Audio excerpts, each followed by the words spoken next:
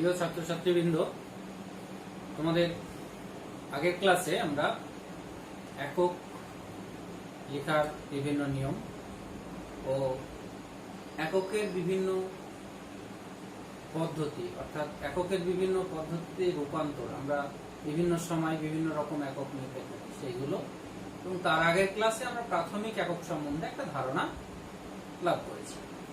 আজকে আমরা যে জিনিসটা জানবো সেটা হচ্ছে লব্ধ একক। অর্থাৎ আমরা একক দুই ধরনের পড়েছিলাম, তার মধ্যে একটা লব্ধ একক। কাকে বলে লব্ধ একক? লব্ধ একক হচ্ছে যে প্রাথমিক যে সমস্ত এককগুলো আমরা পড়েছি সেই সমস্ত এককের সাহায্যে আমরা যতগুলো একক গঠন করতে পারি সেই সমস্ত এককগুলোকে বলা হবে লব্ধ একক। অর্থাৎ প্রাথমিক এককের যেখানে সংখ্যাটা খুব সীমিত ছিল, প্রধানত 7টা ছিল, এছাড়াও আরো 3টা অক্সিলারি ছিল, মোট 10টা। এখানে কিন্তু লব্ধ এককের সংখ্যা অসংখ্য হবে, হাজারো হবে। অর্থাৎ আমরা প্রাথমিক একক দিয়ে অনেকগুলো একক গঠন করতে পারি, সেইগুলো লব্ধ একক। লব্ধ এককের আমরা যদি সংজ্ঞাটা জেনে নিই, খুব সংক্ষেপে বলতে চাই, তাহলে লব্ধ একক বলা হবে যে লব্ধ একক আমরা বলবো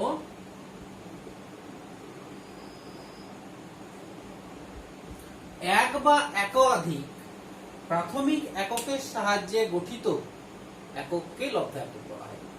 আর একবার বলছি, এক বা একাধিক প্রাথমিক এককের সাহায্যে গঠিত একককে বলা হচ্ছে লব্ধ একক। এবার এখানে আমরা এক বা একাধিক কথাটা ব্যবহার করেছি।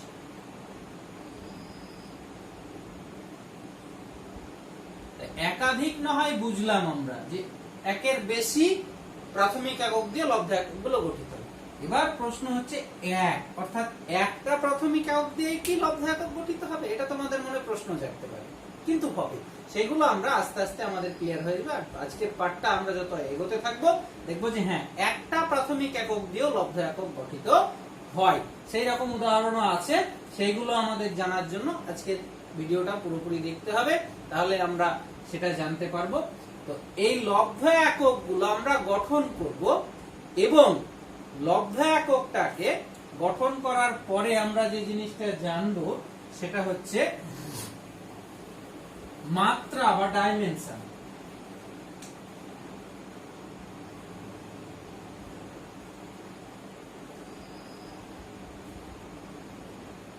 কাকে বলে মাত্রাটা? আমরা প্রাথমিক যে এককগুলো দেখেছি সেই সমস্ত প্রাথমিক এককগুলোকে ঘাতে উন্নীত করে, ঘাত মানে পাওয়ার, ঘাতে উন্নীত করে কোন লব্ধ একক যুক্ত রাশিকে প্রকাশ করার পদ্ধতিকেই মাত্রা বলা হচ্ছে।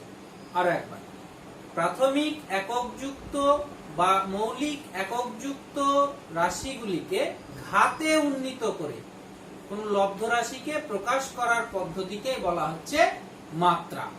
তাহলে আমরা এই লব্ধ একক অর্থাৎ লব্ধ রাশিগুলির একক এবং মাত্রা আমরা পরপর নির্ণয় করব। তো এটা করতে গেলে আমাদের যে জিনিস কটা কথা, 3টে কথা আমাদের মাথায় রাখতে হবে।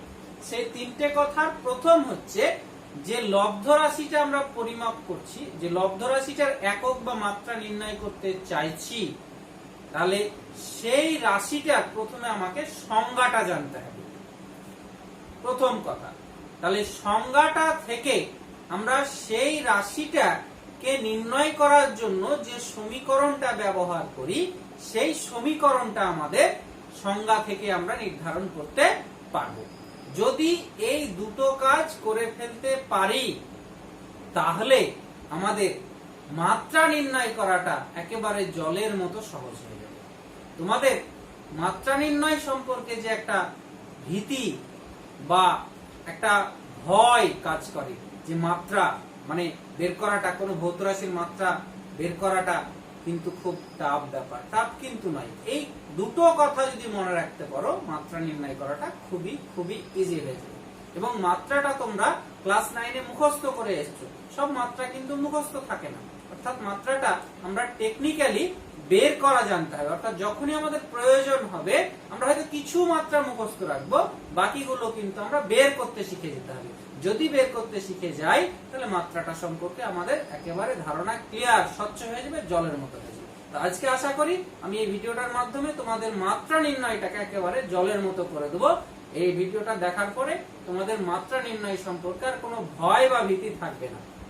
তো আমরা মাত্রা নির্ণয় করতে হলে প্রথমে যে জিনিসটা আমরা বা একক লব্ধ রাশির মাত্রা বা একক একই ভাবে আসবে, দুটো জিনিস আমরা জানতে হবে। এক হচ্ছে যে ওই ভৌত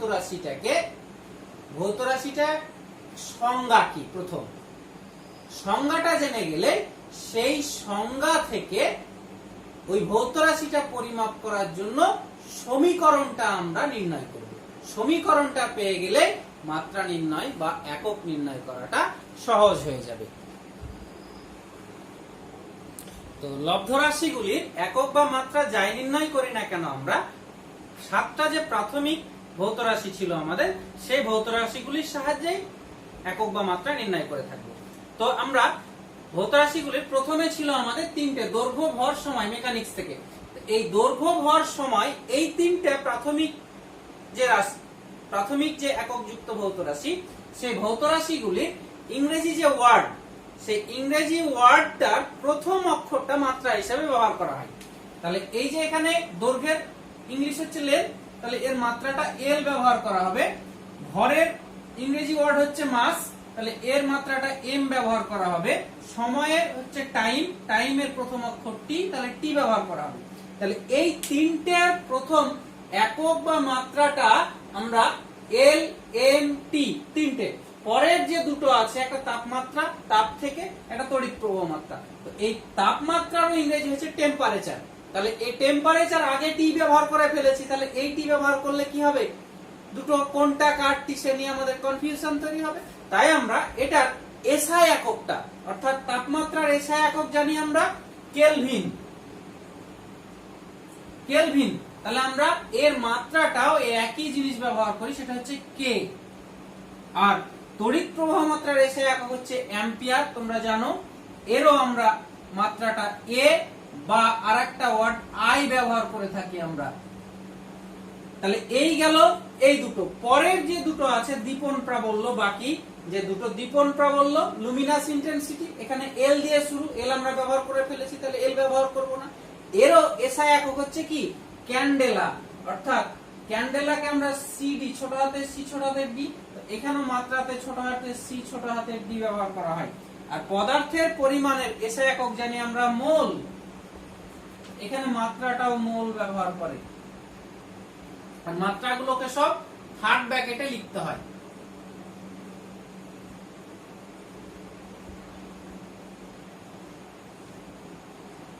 তাহলে আমরা কি দেখলাম, মাত্রাগুলো বেসিক্যালি সব ক্যাপিটাল লেটারে লিখতে হয়, বড় হরফে লিখতে হয়। সবগুলো বড় হরফে আছে। যদি আমরা একটা লেটার ব্যবহার করি তাহলে কিন্তু ক্যাপিটাল লেটার বা বড় হরফে লিখবো আমরা। আর যদি একাধিক লেটার ব্যবহার করি তাহলে সেক্ষেত্রে কিন্তু স্মল লিখবো। যেমন এই দুটো দীপন প্রাবল্য আর পদার্থের পরিমাণ। দীপন প্রাবল্যের এসআই একক ছিল ক্যান্ডেলা, সিডি দ্বারা প্রকাশ করি, এসআই এককটা এসছে সিডি হিসেবে। আর পদার্থের পরিমাণের এসআই একক ছিল মোল, তার মোল এটা এসছে এমওএল। এগুলো কিন্তু ছোট হাতের লেখা হয় মাত্রা হিসাবে।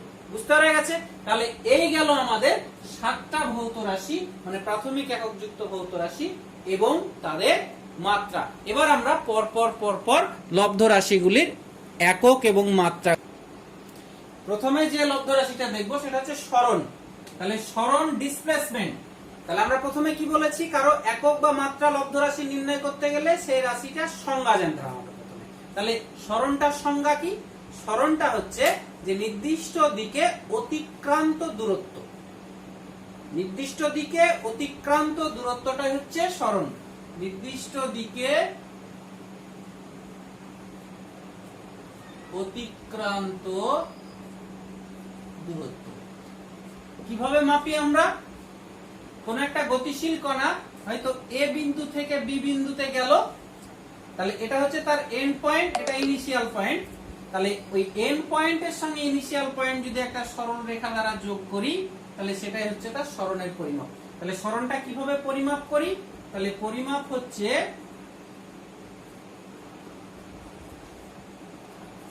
গতিশীল কণার শেষ বা অন্তিম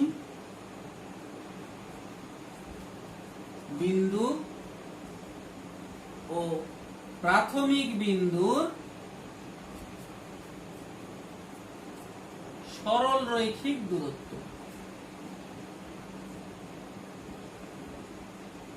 এইভাবে আমরা সরণটা পরিমাপ করে থাকি, অর্থাৎ দূরত্ব একটা সরল রৈখিক দূরত্ব, একটা ডিসটেন্স। দূরত্ব মানে একটা ডিসটেন্স, ডিসটেন্স মানে একটা দৈর্ঘ্য। তাহলে দৈর্ঘ্যকে বোঝাচ্ছি, প্রকৃতপক্ষে সরণ বলতে একটা ডিসটেন্স, দৈর্ঘ্যকে বোঝাচ্ছি। তাহলে দৈর্ঘ্যের আমরা জানি এসআই একক কি, মিটার। তাহলে এরও এসআই একক হবে মিটার। তাহলে এর সরণের এসআই একক হচ্ছে মিটার। মাত্রা কি হবে? দৈর্ঘ্যের যা মাত্রা তাই হবে। তাহলে সরণের মাত্রাটা হয়ে যাচ্ছে, আমরা সরণকে যদি এস দ্বারা প্রকাশ করি তাহলে সরণের মাত্রাটা হয়ে যাচ্ছে আমার দৈর্ঘ্যের মাত্রা। দৈর্ঘ্যের মাত্রা কত? এল। তাহলে সরণের মাত্রা হয়ে যাচ্ছে এল। এভাবে আমরা সরণটা বের করে নিতে পারবো।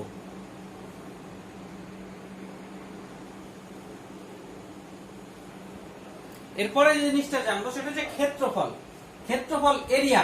তাহলে এরিয়া আমরা ক্লাস 5 থেকেই বের করা জানি, যে একেবারে সিম্পল যে ফর্ম এরিয়া বের করি সেটা হচ্ছে আয়তক্ষেত্র। তো আয়তক্ষেত্রের ক্ষেত্রফল হয় কি? দৈর্ঘ্য গুণিত প্রস্থ, এটা আমরা জানি। আর বর্গক্ষেত্রের ক্ষেত্রফল হয়, বর্গক্ষেত্রে এঁকেছি দেখো, বাহু গুণিত বাহু, দুটো বাহুর গুণফল। বৃত্তের ক্ষেত্রফল পাই আর স্কয়ার, মানে ওই তার যে ব্যাসার্ধ তার স্কয়ার হয়, পাই ইনটু ব্যাসার্ধ। পায়ের কোনো একক বা মাত্রা থাকে না, শুধু ব্যাসার্ধ স্কয়ার। তার মানে আলটিমেটলি কি দেখছি আমরা? দৈর্ঘ্য একটা বাহুকে বোঝাচ্ছে, প্রস্থ একটা বাহু। তার মানে দৈর্ঘ্য একটা লেন্থকে বোঝাচ্ছে, প্রস্থ একটা লেন্থ। জাস্ট ছোট বড়র জন্য নাম অন্যরকম করে। এখানেও দুটো বাহু দুবার গুণ হয়েছে, এখানেও ব্যাসার্ধের স্কয়ার আছে, মানে ব্যাসার্ধটা দুবার গুণ হয়েছে। তাহলে আলটিমেটলি আমরা ক্ষেত্রফল, যারই ক্ষেত্রফল বের করি না কেন, সেখানে দুবার দৈর্ঘ্য থাকবে। তাহলে ক্ষেত্রফলের একক হবে কি?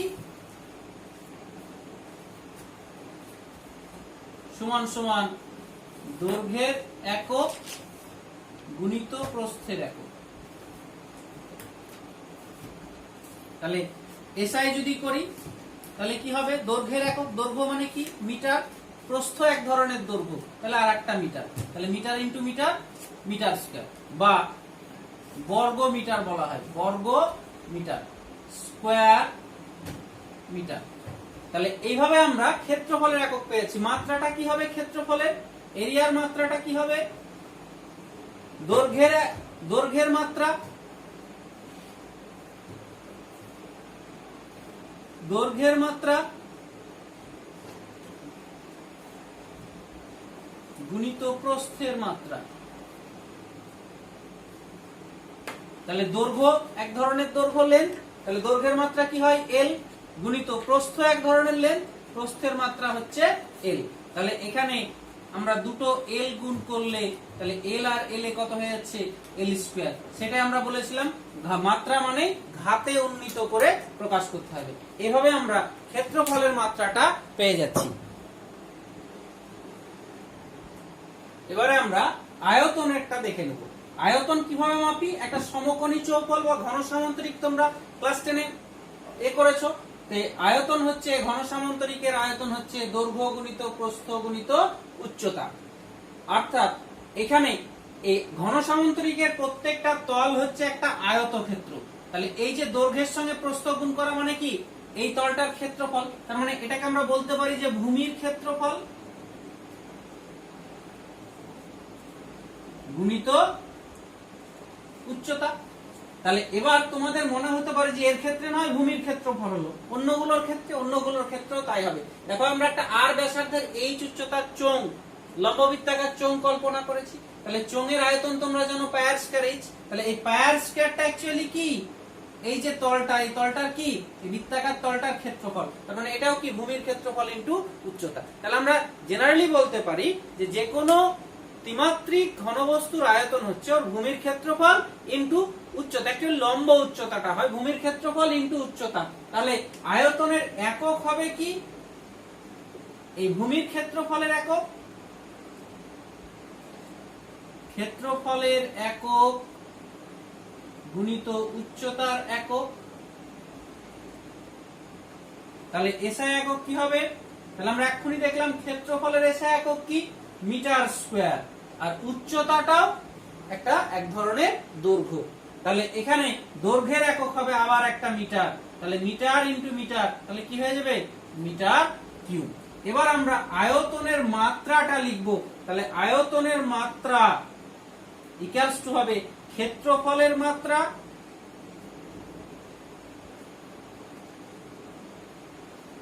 গুণিত উচ্চতার মাত্রা। তাহলে ক্ষেত্রফলের মাত্রা আগে আমরা বের করলাম। ক্ষেত্রফলের মাত্রা হচ্ছে এল স্কয়ার গুণিত উচ্চতা। উচ্চতা একটা দৈর্ঘ্য, তাহলে দৈর্ঘ্যের মাত্রা কি হয়?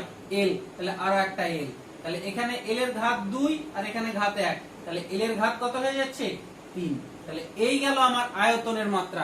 বা অনেক সময় এই মাত্রাটাকে আমরা এইভাবে লিখি যে m0 l³ t0। মাত্রাকে আমরা mlt দ্বারাই প্রকাশ করতে অভ্যস্ত, বা mlt টাই মেইনলি থাকে, বাকিগুলো খুব কম জায়গায় আমরা পাই। তাহলে এখানে m এর পাওয়ারে 0, কারো পাওয়ারে 0 ইকুয়ালস টু আমরা কি জানি সব সময়? কারো পাওয়ারে 0 মানে হচ্ছে সেটা 1। তাহলে লিখা না লিখা কোনো ব্যাপার না। m এর পাওয়ারে 0 মানে 1, t এর পাওয়ারে 0 মানে 1। তাহলে এটাকে আমরা এভাবে লিখতে পারি বা প্রকাশ করতে পারি। এর পরে যে জিনিসটা আমরা জানবো সেটা হচ্ছে ঘনত্ব। ঘনত্ব অ্যাকচুয়ালি ডেনসিটিটা হচ্ছে ডেন্স। ডেন্স মানে হচ্ছে কোন জিনিসে কতটা ঘন, পুরু। অর্থাৎ এই ঘনত্বটা এসছে অ্যাকচুয়ালি আমাদের কোন একটা জিনিস ধরো আছে হালকা না ভারী যাচাই করার জন্য। একটা লোহা আছে, একটা কাঠের খন্ড আছে। তাহলে কোনটা হালকা কোনটা ভারী আমরা হাতে দিয়ে বুঝে দেবো। তাহলে ওই হাতে দিয়ে বুঝতে পারবো, কিন্তু কোন ভৌত রাশির সাহায্যে এটা প্রকাশ করা যাবে সেটা হচ্ছে ঘনত্ব। তো এই ঘনত্বটা করতে গেলে অ্যাকচুয়ালি ধরো যে আমরা উপাদানটা আছে, সেই উপাদানটার কি করি? উপাদানটার মাঝে একটা একক ঘনক আমরা নিই। অর্থাৎ একক ঘনক মানে একক ঘনক নিই কেটে। এর মানে এর দৈর্ঘ্য 1, প্রস্থ 1, উচ্চতা 1, সব দিকে এক এক করে, সব দিকে দৈর্ঘ্য 1, প্রস্থ 1, উচ্চতা 1। তাহলে এই যে ঘনকটা আমরা পেলাম, এই ঘনকটা কেটে নেওয়ার পরে এর ভর মাপবো। যে ভরটুকু পাবো সেটাই হচ্ছে তার ঘনত্ব। তার মানে কি দাঁড়ালো? যে আমরা একক একটা ঘনক নিলাম বা একক আয়তনের একটা পদার্থ নিলাম, তার ভর। তাই আমরা সংজ্ঞাটা বলি একক আয়তনের ভর। একেই বলা হচ্ছে কোন পদার্থের ঘনত্ব। এবারে এই ঘনত্বটা জানার সঙ্গে সঙ্গে আমাদের একটা জিনিস একেবারে তোমরা কানের মধ্যে ঢুকিয়ে নাও, যে এই জিনিসটা কিন্তু মনে রাখতে পারলে অনেক ভৌত রাশির সমীকরণটা বের করাটা সংজ্ঞা থেকে একেবারে ইজি হয়ে যাবে। তোমরা এই জিনিসটা একেবারে বুঝে নাও যে একক আয়তনের ভর। দেখো এককের পাশে যে রাশিটা থাকবে, এককের পাশে যে রাশিটা, অর্থাৎ এককের পাশে যে রাশিটা থাকবে, এইরকম যদি থাকে কোন জিনিস, তার মানে এটা একটা ভগ্নাংশকে, অনুপাতকে, ভগ্নাংশকে প্রকাশ করবে। তাহলে ভগ্নাংশকে প্রকাশ করা মানেই, ভগ্নাংশ মানে আমরা কি জানি? ভগ্নাংশ সমান সমান লব বাই হর। তাহলে এই যে এককের পাশে যে রাশিটা থাকবে, সেই রাশিটা সব সময়ের জন্য হর হিসাবে আসবে, এটা মাথায় রাখবে। আর পরে যেটা থাকবে সেটা সব সময় লব হিসাবে আসবে। তাহলে কি দেখলাম আমরা? এককের পাশে যেটা থাকে, এককের পাশে যেটা থাকবে সেটা সব সময় হর হিসাবে আসবে। তার মানে এটাকে আমরা লিখতেই পারবো ভগ্নাংশ আকারে। তাহলে ভরটা যাবে লবে আর আয়তনটা আসবে হরে। তাহলে ঘনত্ব ডেনসিটি ডি সমান সমান কি পেয়ে গেলাম আমরা? লব বাই, লব না, ভর বাই আয়তন। ভর বাই আয়তন। তাহলে এটা বোঝা গেল ক্লিয়ার, যে এককের পাশে যে ভৌত রাশিটা থাকবে সেই ভৌত রাশিটা সবসময় হর হিসাবে আসবে, নিচে আসবে ভগ্নাংশের। আর তারপরে যেটা থাকবে 2 নম্বরে, অর্থাৎ এককের পাশে 1 নম্বর যেটা থাকবে সেটা সবসময় হর হিসাবে আসবে। আর 2 নম্বরে যেটা থাকবে সেটা সবসময় লব হিসাবে আসবে। এই জিনিসটা তোমাদের মনে রাখতে হবে। তাহলে আমরা ঘনত্ব সমান সমান ভর বাই আয়তন, তাহলে এর একক কি হবে? এসআই একক, ভরের একক, ভরের এসআই একক বাই আয়তনের একক। যদি সিজিএস বসাই সিজিএস হবে, আমি সিজিএসটা করছি না, এসআইটাই করছি। তাহলে ভরের এসআই একক কি জানি তোমরা জানো, কেজি, কিলোগ্রাম। আর আয়তনের এসআই একক এক্ষুনি দেখলাম আমরা, সেটা হচ্ছে মিটার কিউব। তাহলে এটাকে আমরা কেজি পার মিটার কিউব, বা আরো সুন্দরভাবে বলতে গেলে কেজি মিটার টু দি পাওয়ার -3। তাহলে এই হচ্ছে আমার ঘনত্বের এসআই একক। তাহলে মাত্রাটা এবার কি হবে ঘনত্বের? বি এর মাত্রাটা কি হবে? ভরের মাত্রা। তাহলে ভরের মাত্রা বাই আয়তনের মাত্রা।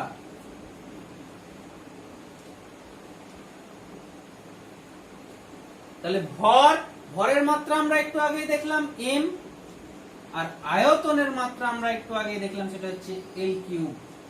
তাহলে এই এল কিউবটাকে সবসময় মাত্রাটা ঘাতে প্রকাশ করতে আমি বলেছি সংজ্ঞাতে। ঘাতটা পজিটিভ হতে পারে আবার নেগেটিভও হতে পারে। তাহলে এই যে নিচে আছে, তাহলে আমরা সূচকের নিয়ম অনুসারে কোন জিনিসকে নিচে থেকে উপরে তুললে কি হয়ে যাবে? সেটা পজিটিভ, পজিটিভটা নেগেটিভ হয়ে যায়, নেগেটিভটা পজিটিভ হয়ে যায়। তাহলে এখানে এল এর পাওয়ারে +3 আছে, উপরে তুললে কি হয়ে যাবে? -3। তাহলে এটার মাত্রা হয়ে যাবে এম এল টু দি পাওয়ার -3। তাহলে এই গেল আমাদের ঘনত্বের মাত্রা। নেক্সট আমরা দেখে নেব সেটা হচ্ছে বেগ, ভেলোসিটি। তাহলে বেগটা কাকে বলছে? কোন একটা গতিশীল কণা যাচ্ছে, গতিশীল কণা যখন গতিশীল থাকে তখন সে একটা নির্দিষ্ট দূরত্ব অতিক্রম করে। সেই দূরত্বটা কত সময় অতিক্রম করছে সেটা যার সাহায্যে মাপি আমরা, সেটা হচ্ছে বেগ।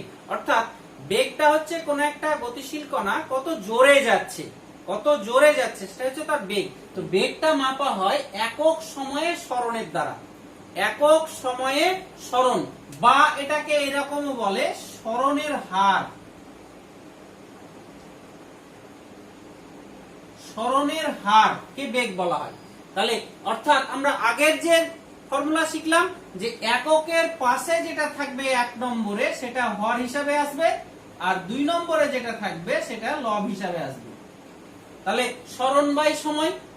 আর আরেকটা জিনিস জেনে নাও, এখানে হার, কারো হার বোঝা মানে, হার বলা মানে এটা তোমাদের মাথায় রাখতে হবে, হার মানে হচ্ছে সেই ভগ্নাংশটার হরে সময় থাকবে। এটা মানেই ভগ্নাংশের সবসময় হরে সময় থাকবে। হার মানে হচ্ছে এটা হরে, উপরে সরণের হার, তার মানে উপরে সরণ আর নিচে হচ্ছে সময়।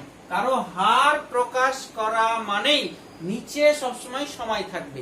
তাহলে এখানে একই জিনিস, সরণ বাই সময়, সরণ বাই সময়। তাহলে এখানে বেগের একক কি হবে? এসআই যদি বলি, তাহলে সরণের এসআই একক আমরা একটু আগে দেখলাম, সরণের এসআই একক হচ্ছে মিটার, আর সময়ের এসআই একক আমরা জানি সেকেন্ড। তাহলে এটাকে লিখতে পারি আমরা মিটার পার সেকেন্ড, বা এটাকে লিখতে পারি মিটার সেকেন্ড টু দি পাওয়ার -1। এবার আমরা মাত্রাটা দেখে নেব। তাহলে মাত্রাটা কি হবে? তাহলে সরণের মাত্রা, সরণের মাত্রা আমরা একটু আগে দেখলাম এল, আর সময়ের মাত্রা আমরা জানি টি। তাহলে এই টিটাকে যদি উপরে তুলি তাহলে কি হয়ে যাবে? এল টি -1। এইভাবে আমরা বেগের মাত্রা বের করতে পারবো। আর একটা জিনিসের সেম আছে, সেটা হচ্ছে দ্রুতি, স্পিড।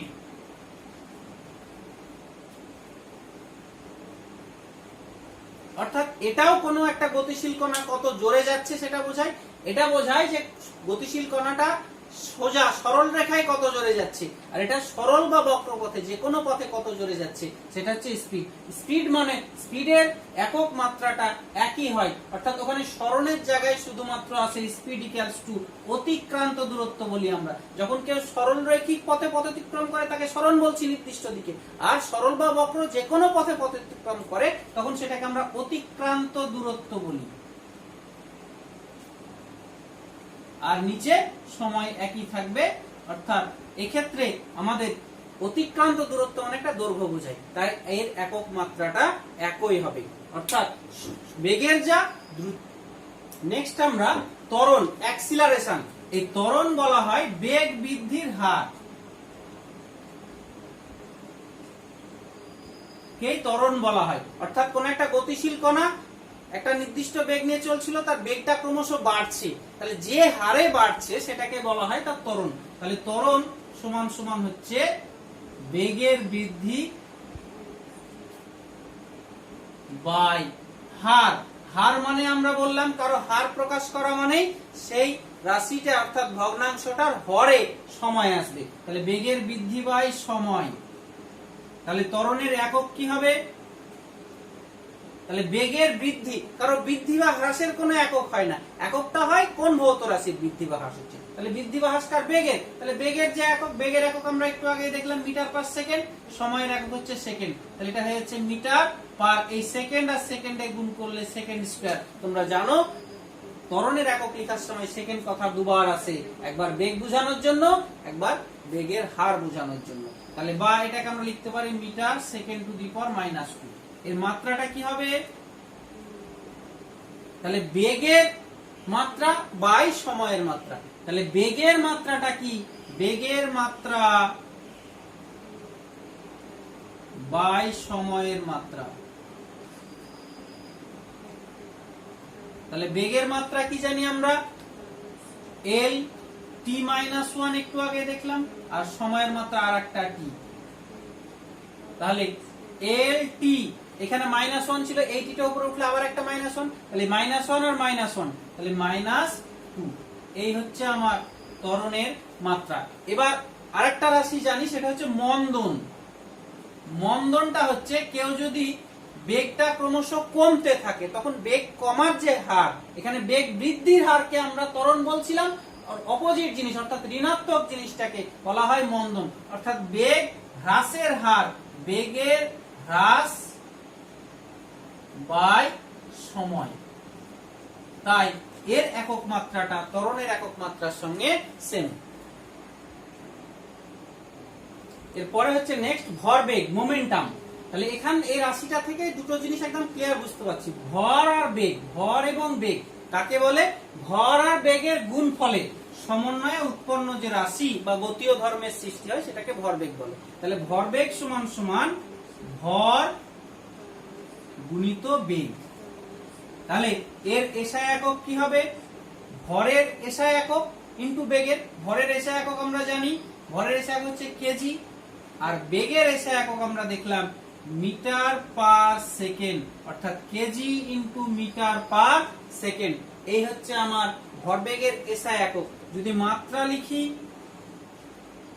ভরের মাত্রা গুণিত বেগের মাত্রা, তাহলে ভরের মাত্রা কি আমরা জানি এম, বেগের মাত্রা হচ্ছে একটু আগে দেখলাম এলটি -1, তাহলে এই হচ্ছে আমার ভরবেগের মাত্রা। নেক্সট হচ্ছে আমাদের বল, ফোর্স এফ। তোমরা নিউটনের দ্বিতীয় গতি সূত্র অনুসারে এফ ইকুয়ালস টু জানো এম এ। অর্থাৎ এই জিনিসটা মনে রাখার সহজ উপায় হচ্ছে, তুমি একটা ছাগলকে লাথি মারো, তাহলে কি করবে? ছাগলটা ম্যা করে উচ্চারণ করবে, করে তো? তাহলে এখানে লাথি মারলে মানে কি? ওর উপরে তুমি ফোর্স, বল প্রয়োগ করলে, তাহলে বল প্রয়োগ করলে ম্যা করবে ছাগলটা, এটাই মনে রাখার নিয়ম। তাহলে ফোর্স সমান সমান ম্যাস ইনটু অ্যাক্সিলারেশন, ভর ইনটু ত্বরণ। তাহলে দেখতে পাচ্ছি আমরা বল সমান সমান হচ্ছে ভর গুণিত ত্বরণ। তাহলে বলের একক কি হবে? বলের এসআই একক যদি বলি আমরা, তাহলে বলের এসআই একক হবে ভরের এসআই একক। ভরের এসআই একক আমরা জানি কেজি, ইনটু ত্বরণের এসআই একক হচ্ছে, ত্বরণের এসআই একক আমরা দেখলাম মিটার পার সেকেন্ডের স্কয়ার। তাহলে KG metre per second square, বা এর একটা ভদ্রস্থ নাম আছে, সেটা হচ্ছে নিউটন। তোমরা জানো বলের এসআই একক হচ্ছে নিউটন। এবার আমরা মাত্রাটা দেখে নেব। মাত্রাটা হচ্ছে ভরের মাত্রা ইনটু ত্বরণের মাত্রা। তাহলে ভরের মাত্রা আমরা জানি এম, ত্বরণের মাত্রা একটু আগে দেখলাম এলটি -2। তাহলে এই হচ্ছে আমার বলের মাত্রা। তোমরা ক্লাস 10-এ পড়েছো গ্যাসের ধর্মতে চাপ, অর্থাৎ গ্যাসের একটা বৈশিষ্ট্য নির্ধারক রাশি হচ্ছে চাপ। চাপটা কি বলে, এমনি ধরো কোনো ভিড়পূর্ণ জায়গায় তুমি আছো, তোমাকে কেউ ঠেস দিচ্ছে, তাহলে ঠেস দিয়ে ঠেলে দিচ্ছে, তুমি কি বলো, চাপ দিচ্ছে। তাহলে অ্যাকচুয়ালি চাপটা কি, চাপটা হচ্ছে যে তোমার উপর কেউ বল প্রয়োগ করছে, সেটা পরিমাপ করা হয় কি করে, যে বলটা একক ক্ষেত্রফলে লম্বভাবে কতটা প্রযুক্ত হচ্ছে। অর্থাৎ সংক্ষেপে বলতে গেলে একক ক্ষেত্রফলে প্রযুক্ত বল লম্বভাবে, অ্যাকচুয়ালি এখানে কথাটা হবে লম্বভাবে। তাহলে অর্থাৎ চাপ সমান সমান হচ্ছে চাপ প্রেসার সমান সমান বল বাই ক্ষেত্রফল, ফোর্স বাই এরিয়া। তাহলে এখান থেকে আমরা চাপের একক কি হবে বলো, এসআই একক, আমরা সিজিএস টা করছি না। বলের এসআই একক হচ্ছে কি, বলের এসআই একক আমরা এক্ষুনি দেখলাম নিউটন, আর ক্ষেত্রফলের এসআই একক, এই ক্ষেত্রফলের এসআই একক হচ্ছে মিটার স্কয়ার। তাহলে এটা হচ্ছে নিউটন পার মিটার স্কয়ার, বা এটাকে বলা হয় পাস্কাল। পাস্কাল পি এ দ্বারা প্রকাশ করা হয়, পাস্কাল। তাহলে এর মাত্রাটা কি হবে দেখে নেবো এবার আমরা।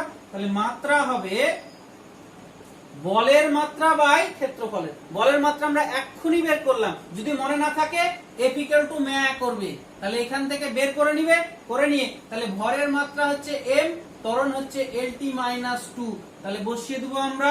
বলের মাত্রা হচ্ছে mLT-2 বাই ক্ষেত্রফলের মাত্রা হচ্ছে L²।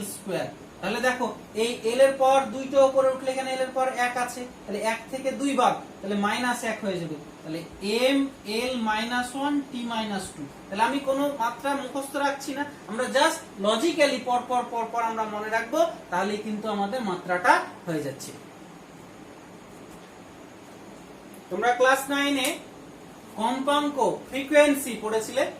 তো কম্পাঙ্ক কাকে বলে, কোন একটা গতিশীল কণা হয়তো মুভ করছে কোন একটা বিন্দুর চারপাশে, তাহলে 1 সেকেন্ডে কতবার মুভ করছে, অর্থাৎ একক সময়ে তার আবর্তন সংখ্যা কতবার পাক খাচ্ছে। তোমরা দেখবে মিক্সার গ্রাইন্ডার বা কোনো মেশিনকে ঘোরালে বা মোটরকে ঘোরালে খুবই জোরে ঘুরতে থাকে, তাহলে 1 সেকেন্ডে অনেকবার পাক খায়, কতবার পাক খায় সেটা হচ্ছে তার কম্পাঙ্ক, আবর্তন সংখ্যা, অর্থাৎ একক সময় আবর্তন সংখ্যা। তাহলে এই আবর্তন সংখ্যা একক সময়ে, এককের পাশের সময় আছে, তাহলে এটা সময়টা নিচে আসলো, তাহলে এর একক হবে আবর্তন সংখ্যা। সংখ্যার তো কোনো একক হয় না, 2, 5, 10, 15, তাহলে একক হবে কার, সময়ের। তাহলে 1 সময়ের একক, তাহলে সময়ের একক কি, সেকেন্ড। তাহলে সেকেন্ড টু দি পাওয়ার -1 হচ্ছে কম্পাঙ্কের এসআই একক, বা এটাকে বলা হয় হার্জ। এই জেড দ্বারা প্রকাশ করে, হার্জ। এই আবর্তন সংখ্যা পার সময়টাকে হার্জ বলা হয়, সেকেন্ড -1। তাহলে এখান থেকে কি দেখলাম আমরা বলেছিলাম যে এক বা একাধিক প্রাথমিক এককের সাহায্যে গঠিত লব্ধ একক। তাহলে এখানে কটা এককের সাহায্যে গঠিত হলো, একটাই মাত্র, শুধু সময়।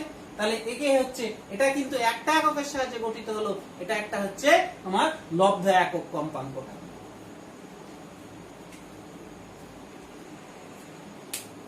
নেক্সট তোমরা একটা প্রাথমিক রাশি শুনেছিলে, সেটা হচ্ছে কোণ। সেই কোণের তোমরা একক জানো, এককটা হচ্ছে এসআই এর রেডিয়ান।